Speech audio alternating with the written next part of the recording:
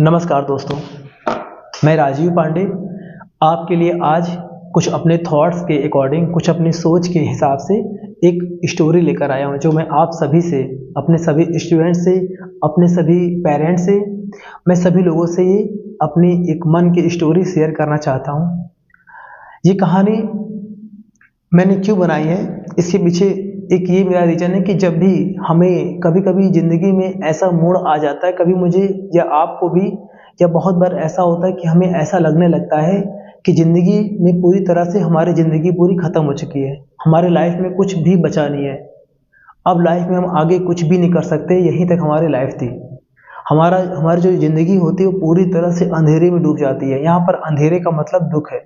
हमारी लाइफ में सिर्फ अंधेरा अंधेरा है। अब लग रहा है कि कभी रोशनी, कभी सुबह, कभी सवेरा आएगा ही नहीं। इस तरह की लाइफ कभी कभी फील होने लगती है। तो इसी पर मैंने एक अपनी स्टोरी बनाई है। उस कहानी को बहुत हमें अच्छे से समझना है, जिससे हमें भी या हम अपने द्वारा किसी दूसरे इंसान को, जिसको कभी जीवन में ऐसा लगने लगे कि हमें ज़िंदगी में मैं हार मान चुका हूँ या मैं हार मान चुकी हूँ, तो वो अपने जीवन में आगे बढ़ने के लिए फिर से उठ खड़ा हो जाए। इस कहानी का जो शीर्षक है, जो कहानी की जो हेडिंग है, उस कहानी की हेडिंग को रखा है मैंने अपने अकॉर्डिंग, अंधेरे की रात। अंधेरे की रात और फिर अंधेरे के उस पार, ये कहानी का मैंने टाइटल रखा है। आप कहानी का टाइटल मैंने ऐसा क्यों रखा है, ये आपको बहुत अच्छे से आगे समझ में आ जाएगा। ये कहानी एक बहुत छोटे से बच्चे युवराज की कहानी है। एक शहर में एक बच्चा था, उसका नाम था युवराज। ये स्वभाव से, बिहेवियर से बहुत ही अच्छा इंसान था, बहुत ही छोटा बच्चा था ये, और बहुत ही सीधा बच्चा था ये। इसके सपने बहुत बड़े थे, इसके ख्वाब बहुत बड़े थे कि मैं आगे फ्यूचर में, भविष्य में मैं एक बहुत अच्छा ऑफिसर बनूंगा। लेकिन उतनी ही खराब इसके आसपास का एटमॉस्फेयर था, इसके घर के हालात थे। जितने बड़े सपने उतने ही नीचे के हालात थे इसके। जब भी अपने माता पिता से अपनी बात शेयर करता कि पापा मम्मी, मैं आगे फ्यूचर में एक ऑफिसर बनना चाहता हूँ, मैं खूब पढ़ूंगा, आप मेरा सपोर्ट करना, आप मुझ पर विश्वास रखना, मैं आगे कुछ ना कुछ अच्छा करके दिखाऊंगा लाइफ में। तो उसके माता पिता बोला करते थे कि नहीं, इतना पैसा मेरे पास नहीं है, जो हम कह रहे हैं वो करो, जिस तरह हम कह रहे हैं उस तरह रहो। मतलब माता पिता उसके ऊपर अपनी जिम्मेदारियां थोपा करते थे कि नहीं, ऐसा नहीं करना, ऐसा करना, ऐसा नहीं करना। उसने हमेशा से अपने लिए माता पिता से पढ़ाई के लिए उसने भीख मांगी कि हमें जो करना है मुझे करने दीजिए, हम आपके लिए बहुत अच्छा करेंगे, हम सबके लिए अच्छा करेंगे। पर माता पिता थे, वे बहुत पुरानी परंपरा से चले आ रहे थे, और उनके आसपास के जो उसके अंकल आंटी थे और जो परिवार वाले थे, वो उसके पेरेंट्स को, उसके माता पिता को हमेशा से भड़काते गए, और माता पिता ने कभी उस बच्चे की एक ना सुनी।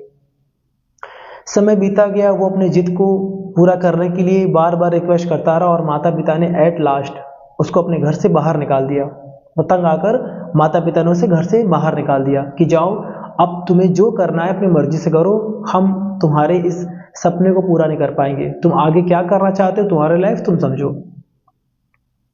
अब आप सोचिए, उतने बड़े शहर में एक छोटा सा बच्चा उतने बड़े शहर में, कुछ उसके पास पैसे बचे हुए थे, चंद पैसे थे। उन पैसे रुपए को लेकर वो घर से चला गया कुछ कॉपी किताब के साथ। वो सड़क के किनारे बैठकर, एक किनारे पर बैठकर, जो सड़क के किनारे जो लैंप लगा होता है, उस लैंप की रोशनी में बेचारा वो पढ़ाई करता रहा रात भर। अचानक से उसके पास एक बूढ़ा व्यक्ति आया। उस बूढ़े व्यक्ति ने बहुत अच्छी क्वालिटी के कोट पैंट पहन रखे थे। उसके हाथ में बहुत वैल्यूएबल, बहुत कीमती एक सूटकेस था, और उसके पास एक लकड़ी का संदूक था, एक बॉक्स, लकड़ी का बॉक्स था, और उसकी आंखों में बहुत चमक थी, दाढ़ी पूरी सफेद हो चुकी थी। वो बूढ़ा व्यक्ति वहां पर आया, उसने बोला कि बेटा, इतनी रात में क्या कर रहे हो, इतनी रात में क्यों, और यहाँ पर क्यों? उस लड़के का जवाब क्या था कि आप जो भी हैं, मैं आपसे एक बात कहना चाहता हूँ कि मैंने सपने देखे हैं अपने लिए, मेरे सपने बड़े हैं। मैं चाहता हूँ कि मैं लाइफ में कुछ इतना अच्छा, इतना बड़ा बन जाऊँ कि मैं अपने से कम, या मेरी तरह जो गरीब लोग हैं, जिनको बहुत ज़्यादा हेल्प की ज़रूरत है, उनकी सहायता मैं कर पाऊँ। उनके खाने पीने से लेकर मैं हर जगह उनकी सहायता कर पाऊँ। मुझे ऊपर वाला ऐसा बना दे, और इसके लिए मैं बहुत मेहनत करने को तैयार हूँ। तो सपनों का कोई समय नहीं होता, सपने को पूरा करने का कोई समय नहीं होता, इसीलिए मैं रात में पढ़ रहा हूँ। ये रात और दिन, ये सब छोटी बातें होती हैं, जिनको बहुत बड़े सपने पूरे करने होते हैं, वो समय की मोहताज नहीं होते, वो समय पर डिपेंड नहीं करते। समय कुछ भी हो रहा हो, मैं हमेशा एवरी सेकेंड, प्रत्येक समय में सिर्फ और सिर्फ अपने समय को पूरा करने के लिए पढ़ाई कर रहा हूँ। ये उस बच्चे का जवाब था। ऐसा कह के बच्चा रोने लगा, क्योंकि उसके पास बहुत सारी मजबूरियां थी। बूढ़ा व्यक्ति उस बच्चे को देखकर समझ गया। उसने बोला कि ठीक है, मैं तुम्हारी बातों से बहुत प्रभावित हुआ हूँ, मुझे बहुत अच्छा लगा।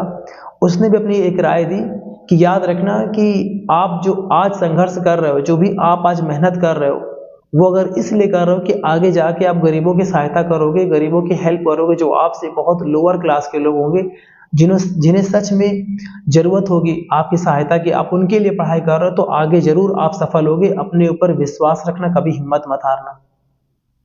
उसने ये बोला।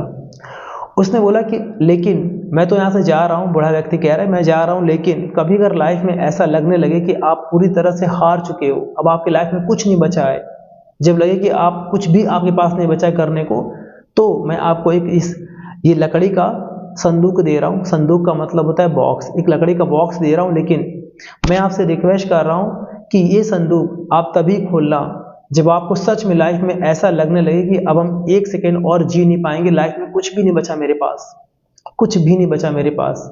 अंतिम समय में जब आप पूरी तरह से हार जाना, आपकी लाइफ, आपकी जिंदगी पूरी तरह से अंधेरे में जब चली जाए, आपको कहीं भी उजाला ना दिखे, तो फिर आप इस संदूक को खोलना, आप हमसे वादा करो। छोटे से बच्चे युवराज ने उस बूढ़े व्यक्ति से प्रॉमिस किया, वादा किया कि ठीक है, जैसा आप कह रहे हैं ऐसा ही होगा, मैं संदूक को बेवजह कभी नहीं खोलूंगा। अगर मुझे लाइफ में कभी लगा कि अब मैं लाइफ को एक सेकेंड और जी नहीं पा रहा हूँ, उस समय मैं हार मान चुका हूँगा, और तब मैं इस संदूक को, इस लकड़ी के बॉक्स को खोलूंगा। बूढ़ा व्यक्ति वहां से चला गया। समय बीता गया। उस लड़के के पास जो भी थोड़े बहुत पैसे थे, उस पैसे से वो मैनेज करता गया अपनी लाइफ को। छोटा मोटा कुछ बाहर की चीज़ों को खा खा के वो पढ़ता रहा। कुछ समय बाद ऐसा आया, कुछ दिन उसने गुजार लिए। एक टाइम ऐसा आया कि अब उसके पास खाने पीने को पैसे तक नहीं बचे। आप सोचिए, अब वो छोटा सा जो बालक था, जो छोटा सा बच्चा था, युवराज नाम का बच्चा था, वो एक रेलवे स्टेशन पे जाके बैठ गया। वहां पर बैठ के वो बिल्कुल बहुत तेज तेज रो रहा था, बहुत तेज तेज वो रो रहा था, उसकी आंखों में आंसू थे, बहुत तेज तेज रो रहा था। वो ऊपर वाले को देख रहा है, कभी यहाँ देख रहा है, कभी वहां देख रहा है। उसे लगा कि अब वो जी नहीं पाया। क्यों? क्योंकि उसके पास ना पढ़ने के लिए किताब बची थी, ना अब उसके पास अपने पढ़ाई को कंटिन्यू करने के लिए कोचिंग थी, ना उसके पास कोई सपोर्ट था। माता पिता का सपोर्ट भी खत्म हो चुका था, परिवार वालों का सपोर्ट भी खत्म हो चुका था, कोई फ्रेंडशिप नहीं थी उसके पास। उसे लगा कि अब ये मेरा अंतिम दिन है, अब मैं कुछ भी नहीं कर पाऊंगा, बिना पैसों के मैं अपनी शिक्षा को आगे कैसे बढ़ा पाऊंगा। उसने पूरी अपनी हिम्मत को वो हार गया। तभी अचानक उसको उस बूढ़े व्यक्ति की याद आई, कि उस बूढ़े व्यक्ति ने कहा था कि जिस दिन तुम अपनी जिंदगी में पूरा हार मान जाना, आपको लगे कि आप अब कुछ नहीं कर सकते, तो इस मेरे दिए हुए लकड़ी की बॉक्स को खोलना। उसने उस अंतिम समय में उस लकड़ी के बॉक्स को खोला। उस लकड़ी के बॉक्स को खोलने के बाद उस लकड़ी के बॉक्स में से एक चिट्ठी निकली, लेटर निकला। उस लेटर में लिखा था कि मुझे पूरा भरोसा है युवराज कि आप ये चिट्ठी तभी पढ़ रहे हो जब आज आप एक सेकंड भी जीना नहीं चाहते। अब आप जिंदगी में पूरी तरह से हार मान चुके हो, आपके पास पैसे रुपए नहीं है, पढ़ने के लिए कुछ भी आपके पास नहीं है। तभी आज आपने मेरे इस लकड़ी के बॉक्स को खोलकर मेरी चिट्ठी पढ़ रहे हो। तो अब मेरे शब्द हैं जो मैं आपसे कहना चाहता हूं, वो जरा सुन लो। उस लेटर में लिखा था कि अभी आपकी लाइफ टूटी तो है, आप बहुत टूट चुके हो, बहुत लाइफ से अपने बहुत ही आप हार चुके हो, लेकिन अभी आपकी सांस में सांस है। सांस में सांस का मतलब आप एक सांस ले रहे हो। जब तक आप सांस ले रहे हो और सांस छोड़ रहे हो, जिंदा हो, तब तक आप हार मत मानना युवराज। उस चिट्ठी में लिखा हुआ था, जब तक आपकी सांस में सांस है तब तक हार नहीं माननी युवराज। उठो, लड़ो, ये लड़ाई आपकी है, आपको लड़ना पड़ेगा।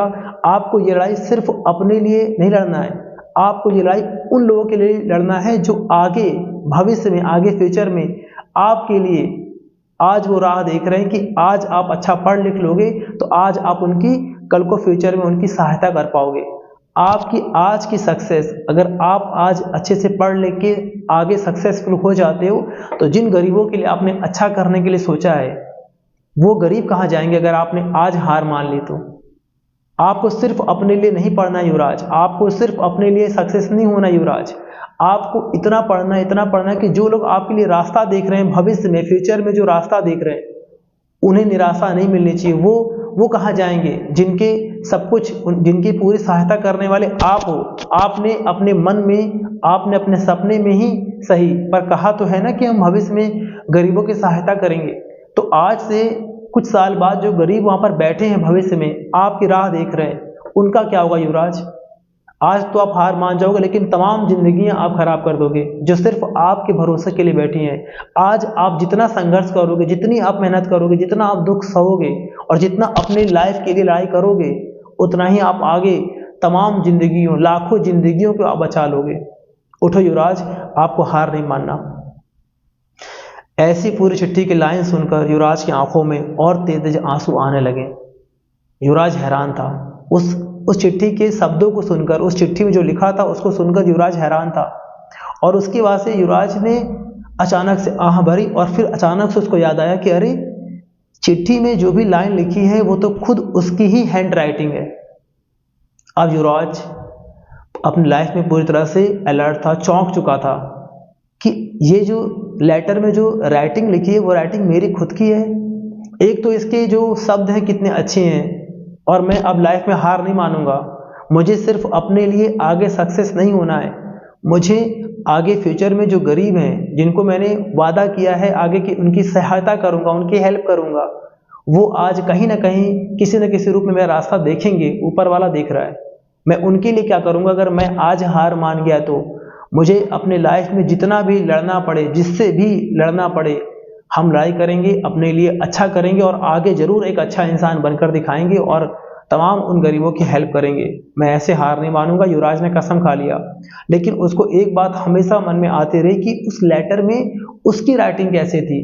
क्या वो बूढ़ा व्यक्ति खुद युवराज था? और उस लेटर में लास्ट में लिखा था भविष्य का युवराज, यानी फ्यूचर का युवराज।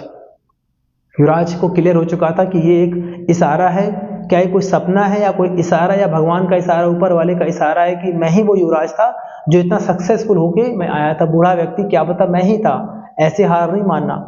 और युवराज उठ खड़ा हुआ, अपने आंसू खुद उसने अपने हाथों से अपने आंसू पोंछे, और उसके बाद से वो अपने लाइफ में के सफर में आगे निकल चुका।